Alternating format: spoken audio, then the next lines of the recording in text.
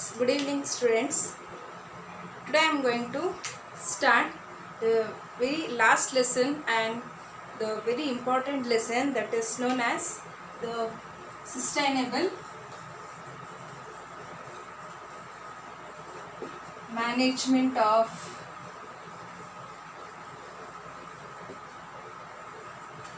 natural resources.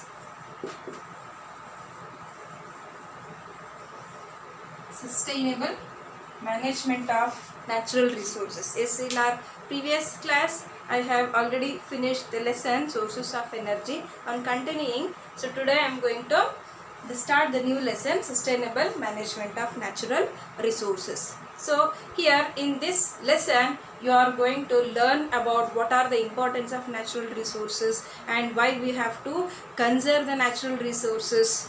Okay, and what is the reason for the limited use of some natural resources, and about the forest, wildlife, and about the water and water harvesting.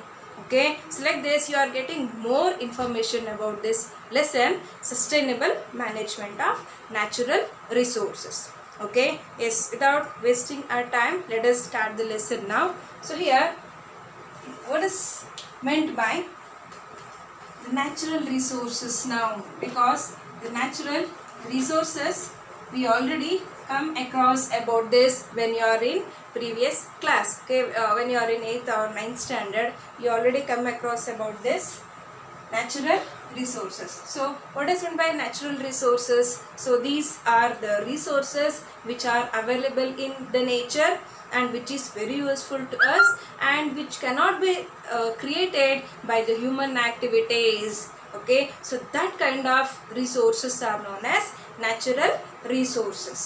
Okay, ಅಂದರೆ ಮನುಷ್ಯರಿಂದ ಇದನ್ನು ಹೊಸದಾಗಿ ತಯಾರು ಮಾಡೋದಕ್ಕೆ ಸಾಧ್ಯ ಆಗದೇ ಇರುವಂಥದ್ದು ಮತ್ತು ನೇಚರಿಂದ ಹಾಗೆ ಸಿಗುವಂತಹ ಒಂದು ರಿಸೋರ್ಸಸ್ಸನ್ನು ನ್ಯಾಚುರಲ್ ರಿಸೋರ್ಸಸ್ ಅಂತ ಕರಿತೀವಿ.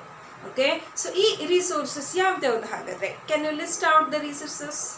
S, there are air is there, air, water, minerals, then the forest, soil, and then the wildlife.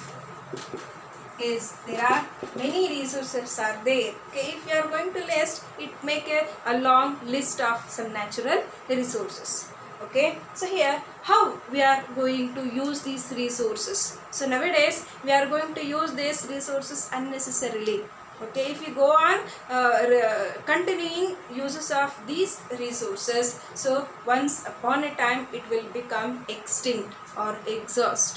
So ಹಾಗೆ ನಾವು ಈ ರಿಸೋರ್ಸಸನ್ನು ಅನ್ನೆಸೆಸರಿಯಾಗಿ ಕಂಟಿನ್ಯೂಸ್ ಆಗಿ ಬಳಸ್ತಾ ಹೋದಾಗೆಲ್ಲ ಒಂದಲ್ಲ ಒಂದು ದಿನ ಏನಾಗುತ್ತೆ, ಇದು ಎಕ್ಸಾಸ್ಟ್ ಆಗುತ್ತೆ ಅಲ್ವಾ, ಅದು ಮುಗಿದು ಹೋಗುತ್ತೆ. ಸೊ ಮುಗಿದು ಹೋದಾಗ ಮತ್ತೆ ನಮಗೆ ಅದು ಸಿಕ್ಕುವಂಥದ್ದು ಬಹಳ ಕಷ್ಟ ಇದೆ.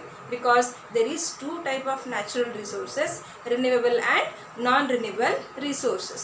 So it may be renewable resources or it may be the non-renewable resources.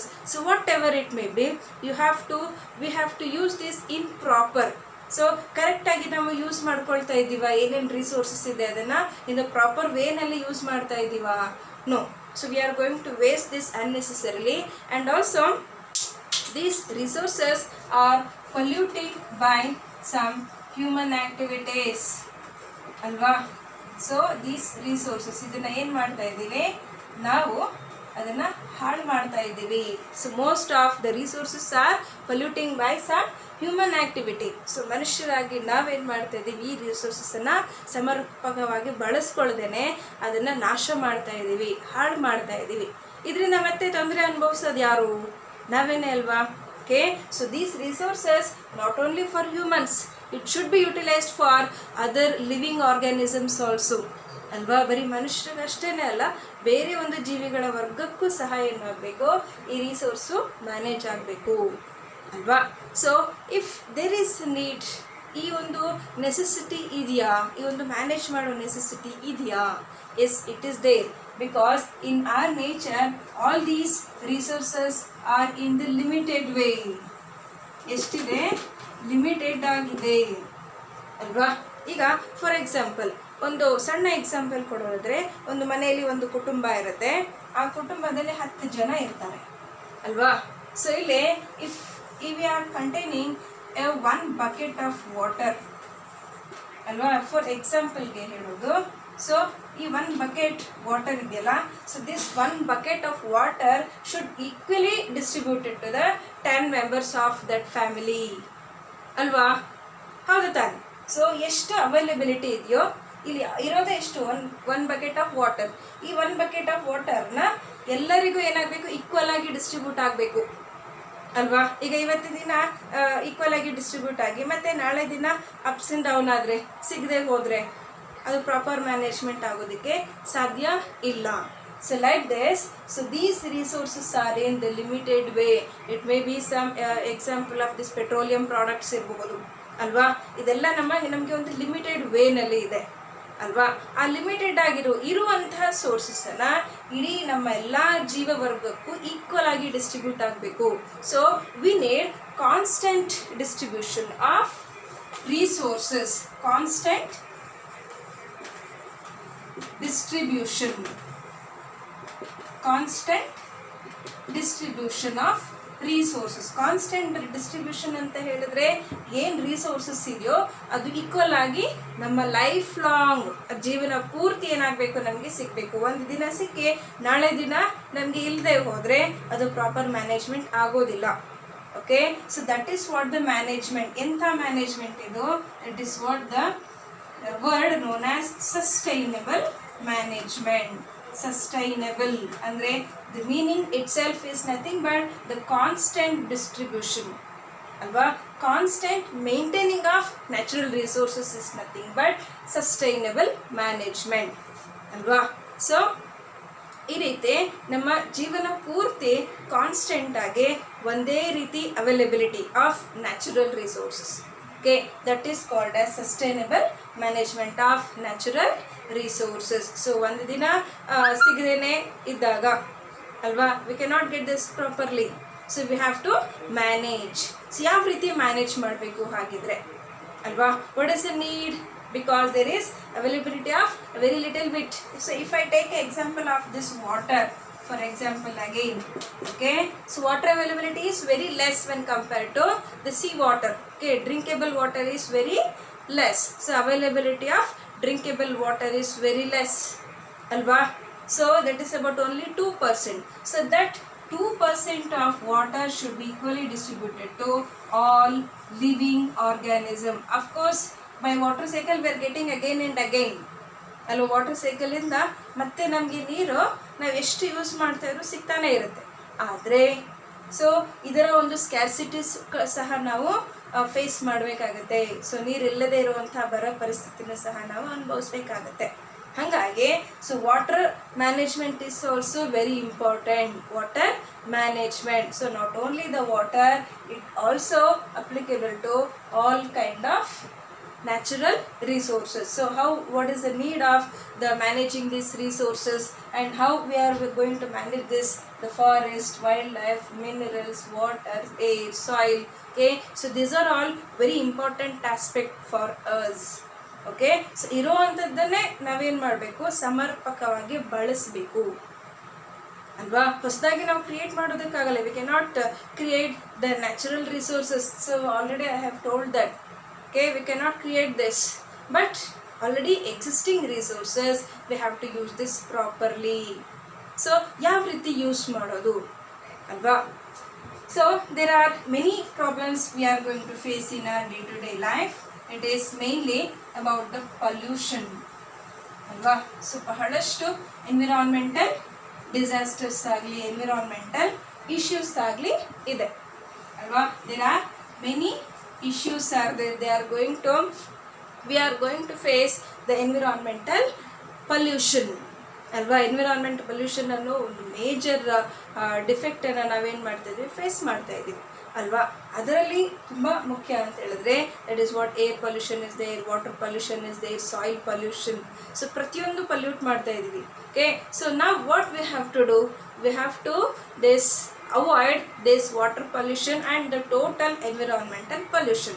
So keeping in that mind, so our government has taken a step to avoid these pollution. Okay, for example, the name known as Ganga Action Plan. Ganga Action Plan, this was the act and this was the program established by the Indian government, and it is established in the year 1985 ಅಲ್ವಾ. So 1985 ಅಲ್ಲಿ ಈ Ganga action plan ಅನ್ನೋದನ್ನ ಶುರು ಮಾಡಿದ್ರು. Ganga action plan ಅಂದ್ರೆ ಏನು? So do you know the name of Ganga? Yes, it is a name of a river. So what is the birth place of this river? Gangotri ಅಲ್ವಾ. So Ganga river ಏನಾಗಿದೆ ಇವಾಗ? ಅದೆಲ್ಲ ಇವಾಗ ಪಲ್ಯೂಟ್ ಮಾಡಿಬಿಟ್ಟಿದ್ದೀವಿ already. It is getting polluted. How it is polluted? How do you know it is a polluted water ಅಲ್ವಾ? ಹೇಗೆ? Because there is lot of contaminants are there. Among this contaminant, the very important contaminant is known as the coliform bacteria. Coliform is a bacteria. Coliform is the name of a bacteria. Underline this in your textbook. Coliform bacteria is almost grow in the water of Ganga. So Ganga water complete agi pollute ಆಗ್ತಾ ಇರೋದಕ್ಕೆ ಇದೇ ಕಾರಣ, coliform bacteria. Okay, ಕಂಪ್ಲೀಟಾಗಿ ಈ ಒಂದು ಗಂಗಾ ನೀರು, ಗಂಗಾ ನದಿ ಕಂಪ್ಲೀಟಾಗಿ ಪೊಲ್ಯೂಟ್ ಆಗೋದಕ್ಕೆ ಕಾರಣ ಈ ಕೋಲಿಫಾರ್ಮ್ ಬ್ಯಾಕ್ಟೀರಿಯಾ. ಈ ಕೋಲಿಫಾರ್ಮ್ ಬ್ಯಾಕ್ಟೀರಿಯಾ ಜಾಸ್ತಿ ಆಗೋದಕ್ಕೆ ಕಾರಣ ಹ್ಯೂಮನ್ ಆ್ಯಕ್ಟಿವಿಟೀಸ್ ಅಲ್ವಾ. ಸೊ ಈ ನೀರಲ್ಲಿ ನಾವೇನೇನೆಲ್ಲ ಮಾಡ್ತೀವಿ ಅಲ್ವಾ. So waste, disposal of waste and bathing and washing clothes and washing vessels. So there are so many kind of activities are done by the human beings. Okay, as a result of that, so the whole Ganga water is going to polluted now. Okay, to avoid this, what is the plan taken by the government is Ganga Action Plan. It was started in the year of 1985. So ee ಒಂದು year ಅಲ್ಲಿ start ಆಗಿರುವಂತ program ಈಗಲೂ ಸಹ ನಡೀತಾನೆ ಇದೆ. Okay, it is not completed now till now. ಇಷ್ಟು ವರ್ಷ ಬೇಕಾಗಿದೆ ಅದನ್ನ, ಅಂದರೆ ಈ ವಾಟರ್ನ ಕಂಪ್ಲೀಟ್ ಆಗಿ ಪ್ಯೂರಿಫೈ ಮಾಡುವಂಥ ಒಂದು ಕೆಲಸ. That is what Ganga action plan ಅಲ್ವಾ. So not only this water, we also looking forward to maintain other things also. Okay, so in our day to day life, so ನಮ್ಮ ದಿನನಿತ್ಯದ ಜೀವನದಲ್ಲಿ ಬಹಳಷ್ಟು ವಸ್ತುಗಳನ್ನು ನಾವು ಯೂಸ್ ಮಾಡ್ತೀವಿ. Okay, not only by the Ganga action plan. ಇದು ಒಂದರಿಂದ ಬರೀ ನೀರಿನ ವಾಟರ್ ಪ್ರಾಬ್ಲಮ್ ಮಾತ್ರ ಸಾಲ್ವ್ ಆಗಬಹುದು. ಸೊ ವಾಟರ್ ಮ್ಯಾನೇಜ್ಮೆಂಟ್ ಇರಬಹುದು ಅಲ್ವಾ. That I am going to explain in next classes. But so till now there are many kind of natural resources using by us. But how do we manage these kind of natural resources? So ಯಾವ ರೀತಿ manage ಮಾಡಬೇಕು ಅಂತ ಹೇಳೋದಾದರೆ, so here again our government has established the 5R plan. Another plan is known as 5Rs plan. 5R plan ಅಂದರೆ R ಅನ್ನೋದು 5 ಇದೆ, 5 ಥರ 5 ಇದೆ. ಸೊ 5 ಥರ R 5 ಇದೆ. ಸೊ ಅದು ಯಾವುದು ಅಂತ ಹೇಳಿದ್ರೆ, this is what reduce, reuse. This is very important. Okay, note down in your textbook. And repurpose, refuse and recycle. Refuse and recycle. 1 2 3 4 5 is how many 5s are there? There are 5 R's are there. R ಅಂತ ಹೇಳಿದ್ರೆ ಇಲ್ಲಿ first letter R ಇಂದ start ಆಗುತ್ತಲ್ವಾ. So how many R's are there now? 1 2 3 4 5 R's are there. Okay, so all this capital R, they are started there, it is considered as a starting letter. Okay, so what is 5R? Reduce, reuse, repurpose and refuse and also the recycle. Okay, let us see what are these 5 R's. So 5R plan. ಏನು ಇದು 5R plan ಅಂತ ಹೇಳಿದ್ರೆ, so here these 5R plan that we should implement in our life ಅಲ್ವಾ. ನಮ್ಮ day to day ಲೈಫಲ್ಲಿ ಇದನ್ನು ಸ್ವಲ್ಪನಾದರೂ implement ಮಾಡಿದ್ರೆ ಏನಾಗುತ್ತೆ, ಈ ಒಂದು ನ್ಯಾಚುರಲ್ ರಿಸೋರ್ಸಸ್ಸನ್ನು ನಾವು ಕಾನ್ಸ್ಟೆಂಟ್ ಆಗಿ ಮೇಂಟೈನ್ ಮಾಡಬಹುದು ಅಲ್ವಾ. Do you agree with this? Yes, let us see now. So reduce. So what is mean by this reduce? Reduce ಅಂದರೆ ಏನು? ಅವಾಯ್ಡ್, ಕಡಿಮೆ ಮಾಡುವುದು. ಏನನ್ನ ಕಡಿಮೆ ಮಾಡೋದು? ರೆಡ್ಯೂಸ್ ಅಂದರೆ ಅರ್ಥ ಏನು? Avoid. So what we have to avoid? We have to avoid the plastics. So this is one of the main pollutant of our environment. Okay, if you take the air, water and soil, almost all these are getting polluted by the plastic. So this is what the major issue of our environment, major contaminant of our environment. So we have to reduce using this plastic ಅಲ್ವಾ. ಈ ಪ್ಲಾಸ್ಟಿಕ್ಸನ್ನು ನಾವೇನು ಮಾಡಬೇಕು? ಕಂಪ್ಲೀಟಾಗಿ reduce ಮಾಡಬೇಕು. Reduce ಅಂದರೆ at least ಕಂಪ್ಲೀಟಾಗಿ ಅದನ್ನು stop ಮಾಡೋದಕ್ಕಾಗಲ್ಲ. ಅಕಸ್ಮಾತ್ ನಾವು ಅದನ್ನು ರೆಡ್ಯೂಸ್ ಮಾಡ್ಬೋದಲ್ವಾ? ಸೊ ಪ್ಲಾಸ್ಟಿಕ್ಸ್ ಯೂಸ್ ಮಾಡೋದನ್ನು ಕಡಿಮೆ ಮಾಡಬಹುದಲ್ವಾ? Is it possible in our day-to-day life? Yes, it is possible. So instead of using this plastic bags, so we have to use some gunny bags or cloth bags. So ನಾವೆಲ್ಲೇ ಹೋದರೂ ಈ plastic ಕವರ್ಸನ್ನು use ಮಾಡ್ತೀವಿ. ಅದಕ್ಕೆ ಬದಲಾಗಿ ಈ cloth ಬ್ಯಾಗನ್ನು use ಮಾಡಿದ್ರೆ plastic manufacturing ಕಡಿಮೆ ಆಗುತ್ತಲ್ವ. ಸೊ ನಾವು ಕಡಿಮೆ ಮಾಡಿದ್ರೆ ಮ್ಯಾನುಫ್ಯಾಕ್ಚರಿಂಗ್ ಕಡಿಮೆ ಆಗುತ್ತೆ ಅಲ್ವಾ. So by that way we can reduce the plastic. And also reuse. So the next are is called as what? The reuse. ಮತ್ತೆ ಯೂಸ್ ಮಾಡಿರೋ ಅಂಥದ್ದನ್ನು ಮತ್ತೆ ಯೂಸ್ ಮಾಡೋದು. That is called as what? Reuse. ಮತ್ತೆ use ಮಾಡುವಂಥದ್ದು. So ಇವಾಗ for example any broken crockeries ಇರಬಹುದು. Broken crockeries, okay, it should be use it again. And bottles, broken bottles. So ಒಡೆದೋಗಿರೋಂತಹ ಕ್ರಾಕರೀಸ್ ಇರ್ಬೋದು, ಬಾಟಲ್ಸ್ ಇರ್ಬೋದು. ಸೊ ಪ್ಲಾಸ್ಟಿಕ್ ಬಾಟಲ್ ಇದನ್ನು ವೇಸ್ಟಾಗಿ ಹೊರಗಡೆ ಏನು ಮಾಡ್ತೀವಿ? ಬಿಸಾಕ್ತೀವಿ. ಅದರ ಬದಲಾಗಿ ಇದರಲ್ಲಿ ಕ್ರಾಫ್ಟ್ ಮಾಡುವಂಥದ್ದು ಅಥವಾ ಡೆಕೋರೇಟಿವ್ ಪರ್ಪಸ್ಸಿಗೆ ಯೂಸ್ ಮಾಡುವಂಥದ್ದು ಮಾಡಿದಾಗ, ಆ್ಯಂಡ್ ಆಲ್ಸೋ ದ ಬ್ರೋಕನ್ ಕ್ರಾಕರೀಸ್ ಅಂತ ಏನು ಹೇಳ್ತೀವಿ ಅಥವಾ ಪಿಂಗಾಣಿ ವಸ್ತುಗಳನ್ನು ಸುಮ್ಮನೆ ಅನ್ನೆಸೆಸರಿ ಬಿಸಾಡೋ ಬದಲಾಗಿ ಮತ್ತೆ ಅದನ್ನು ರೀಯೂಸ್ ಮಾಡೋದು ಅಲ್ವಾ. ಸೊ ರೀಯೂಸ್ ಮಾಡೋದ್ರಿಂದ ಏನಾಗುತ್ತೆ? ಮತ್ತೆ ಅದರ ಡಿಮ್ಯಾಂಡ್ ಕಡಿಮೆ ಆಗುತ್ತೆ ಅಲ್ವಾ. So that also we must follow. And then what? The repurpose. So almost repurpose and reuse. So in case it is both are same, okay, it may be the books or it may be, okay, and metallic containers. It may be metallic containers, okay, so that we can use it again and again. So ಅದನ್ನು ವೇಸ್ಟಾಗಿ ನಾವು ಬಿಸಾಡೋದೇನೆ ಮತ್ತೆ ಅದನ್ನು use ಮಾಡಿರುವಂಥದ್ದನ್ನು ಮತ್ತೆ reuse ಮಾಡುವಂಥದ್ದು. ಇವಾಗ for example ಯಾವುದೋ ಒಂದು bucket ಮುರಿದೋಗಿರುತ್ತೆ. ಆ ಬಕೆಟ್ಗೆ ಸ್ವಲ್ಪ ಸಾಯಿಲನ್ನು ಹಾಕಿ ಮತ್ತು ಅದನ್ನು ಪಾಟಾಗಿ ಯೂಸ್ ಮಾಡಬಹುದಲ್ವಾ. We can use it as a pot ಅಲ್ವಾ. ಪ್ಲ್ಯಾಂಟ್ಗೆ ಬೆಳೆಸುವಂಥ ಪಾಟಾಗಿ ಯೂಸ್ ಮಾಡಬಹುದು ಅಲ್ವಾ. This is what? Repurpose. So reuse and repurpose almost the same thing. Okay. So next refuse. What we have to refuse? So ಏನನ್ನ refuse ಮಾಡಬೇಕು? Refuse ಅಂದರೆ ತಿರಸ್ಕರಿಸೋದು.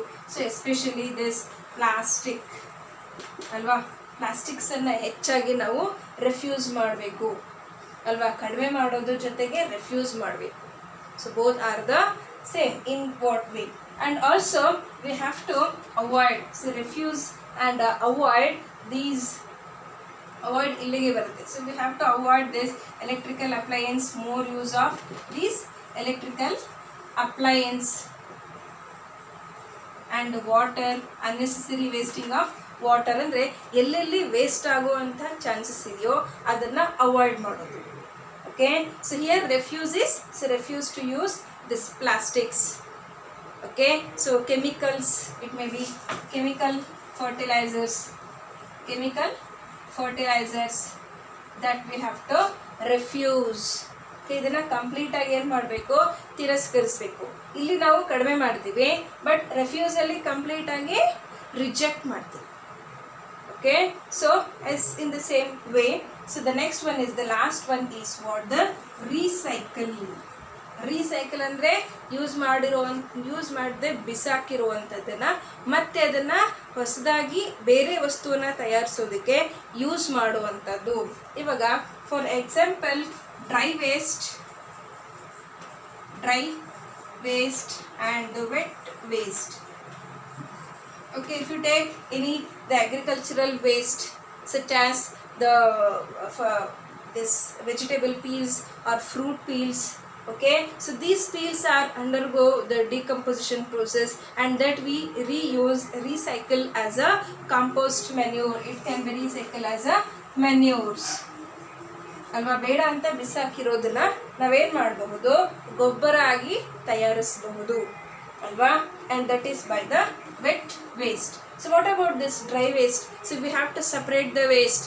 So wet waste ಬೇರೆ, dry waste ಬೇರೆ ಅಂತ ನಾವು ಸಪ್ರೇಟ್ ಮಾಡಿ ಈ ಡ್ರೈ ವೇಸ್ಟನ್ನು ಮತ್ತೆ ಬೇರೆ ರೀಸೈಕಲ್ ಮಾಡೋದು. ರೀಸೈಕಲ್ ಅಂತಂದರೆ ಈ ಬೇಡದೇ ಇರುವಂತಹ ವಸ್ತುಗಳನ್ನು ಯೂಸ್ ಮಾಡಿ ಮತ್ತೆ ಹೊಸದಾಗಿ ಬೇರೆ ವಸ್ತುಗಳನ್ನು ತಯಾರಿಸೋದಕ್ಕೆ ಯೂಸ್ ಮಾಡೋದು this recycle. Okay, for example plastic items ಅಲ್ವಾ. ಈ ಪ್ಲಾಸ್ಟಿಕ್ ಐಟಮ್ಸ್ನ ಏನು ಮಾಡ್ತಾರೆ, ಈ ಬೇಡ ಅಂತ ಬಿಸಾಕಿರುವಂಥ ಈ ಪ್ಲಾಸ್ಟಿಕ್ಸನ್ನು ಮತ್ತೆ ಅದನ್ನು ಸಪ್ರೇಟ್ ಮಾಡಿ ಮತ್ತೆ ಹೊಸದಾಗಿ ಅದೇ ಪ್ಲಾಸ್ಟಿಕ್ಕನ್ನು ತಯಾರಿಸುವುದು ಅಲ್ವಾ. ಅಂದರೆ ಇಲ್ಲೇನಾಗುತ್ತೆ, economically it is very expensive. So recycle is also very very important. Okay, economically it is a very expensive ಅಲ್ವಾ. They need less expensive. ಅಂದರೆ ಈಗ ಹೊಸದಾಗಿ ನಾವೇನು ಪ್ಲಾಸ್ಟಿಕ್ನ ತಯಾರಿಸೋದಕ್ಕೆ ಏನೇನು ಕೆಮಿಕಲ್ಸ್ ಬೇಕೋ ಆ ಕೆಮಿಕಲ್ಸ್ನ ಮತ್ತೆ ಪರ್ಚೇಸ್ ಮಾಡೋದು ಏನಾಗುತ್ತೆ, ಇಲ್ಲಿ ಅವಾಯ್ಡ್ ಆಗುತ್ತೆ. Okay, so and also the plastic bottles, plastic covers, okay, it may B the milk covers, ಇದನ್ನೆಲ್ಲ ಏನು ಮಾಡ್ತಾರೆ, ತಗೊಳ್ತಾರೆ ಅಲ್ವಾ. ಈ ಪ್ಲಾಸ್ಟಿಕ್ಕನ್ನು ಕರಗಿಸಿ ಮತ್ತೆ ಬೇರೆ ಒಂದು ಪ್ಲಾಸ್ಟಿಕ್ಕನ್ನು ತಯಾರಿಸ್ತಾರೆ ಅಲ್ವಾ. This is what about the recycle. And also by wet waste we can also produce electricity alva. So ಏನು ಮಾಡಬಹುದು, ಎಲೆಕ್ಟ್ರಿಸಿಟಿ ತಯಾರಿಸೋದಕ್ಕೆ ಈ ವೆಟ್ ವೇಸ್ಟ್ಸನ್ನು ಯೂಸ್ ಮಾಡ್ಬೋದು. This is also what recycle ಅಲ್ವಾ. ಸೊ ಬೇಡದೇ ಇರೋ ವಸ್ತುವಿಂದ ನಾವು ಬೇಕಾಗಿರೋ ವಸ್ತುಗಳನ್ನು ತಯಾರಿಸೋದು ಅಲ್ವಾ. We can do this. So by this way we can control unnecessary waste of natural resources. Alva?